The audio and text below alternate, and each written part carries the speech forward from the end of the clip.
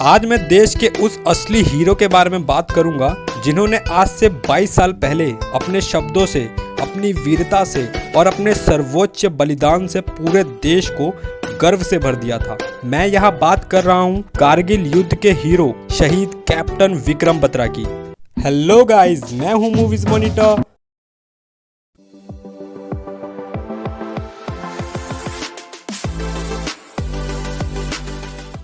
आज मैं बात कर रहा हूँ रियल हीरोज की। देखो यार, वैसे तो हमारे कान जब भी कोई हीरो वर्ड सुनता है तो काफी लोगों के सामने फेक रील्स हीरो की तस्वीर बनने लगती है, जैसे ये और ये एटसेट्रा एटसेट्रा। इन लोगों की लिस्ट काफी लंबी है, बट आज मैं इन फेक हीरोज की नहीं बल्कि हमारे real hero captain Vikram Batra की बात करूंगा, जो कि कारगिल की चोटी .4875 को पाकिस्तान के कब्जे से खाली करवाते हुए शहीद हो गए थे।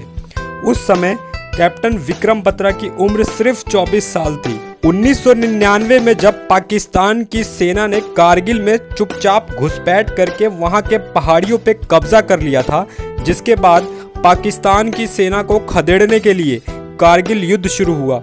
उस समय विक्रम बत्रा अपनी कमांडो ट्रेनिंग पूरी करके होली की छुट्टी पे हिमाचल प्रदेश के पालमपुर में अपने घर आए थे।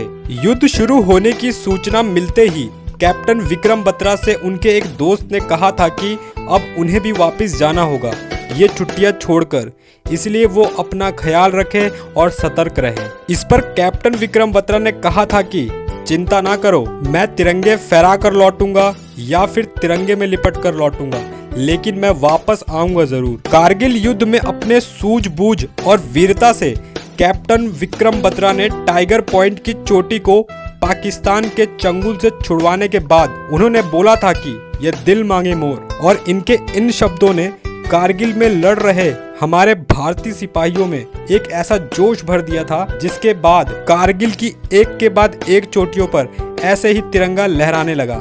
कैप्टन विक्रम बत्रा के टाइगर पॉइंट की चोटी पर जीत हासिल करने के बाद कारगिल की चोटी .4875 को पाकिस्तान के कब्जे से खाली करवाने की तैयारी शुरू हुई और इसके लिए फिर से कैप्टन विक्रम बत्रा की टीम को बुलाया गया। ये लड़ाई भी बहुत मुश्किल थी क्योंकि ये जगह 17,000 फीट की ऊंचाई पर थी और ये चोटी बहुत तीखी ढलान वाली चोटी थी, जहां पर चढ़ाई करके युद्ध लड़ना और ऊपर बैठे दुश्मनों को मार गिराना बहुत कठिन काम था। लेकिन कैप्टन विक्रम बत्रा और उनकी टीम ने ये ठान लिया था कि इस चोटी पर भी तिरंगा फहराकर ही लौटना है। कैप्टन विक्रम बत्रा शेरशाह के नाम से भी जाने जाते थे। चोटी पर बैठे पाकिस्तानी सेना के कमांडो ने ये कहा था कि शेरशाह ऊपर मत आना, वापस नहीं जाओगे। इस पर कैप्टन विक्रम बत्रा ने जवाब दिया था कि 1 घंटे में पता चल जाएगा कि कौन जाएगा और कैसे जाएगा। इतनी कठिन चढ़ाई और ऊपर से पाकिस्तानियों की भयंकर गोलाबारी के बावजूद भी विक्रम बत्रा दुश्मन तक पहुंच गए। अपने साथी कैप्टन अनुज नायर और दूसरे वीर जवानों के साथ मिलकर पाकिस्तान के बंकर और पोस्ट को उन्होंने नष्ट कर दिया और इसी भयानक लड़ाई में 7 जुलाई 1999 को पाकिस्तान के 5 जवानों को मार गिराते हुए कैप्टन विक्रम बत्रा ने भी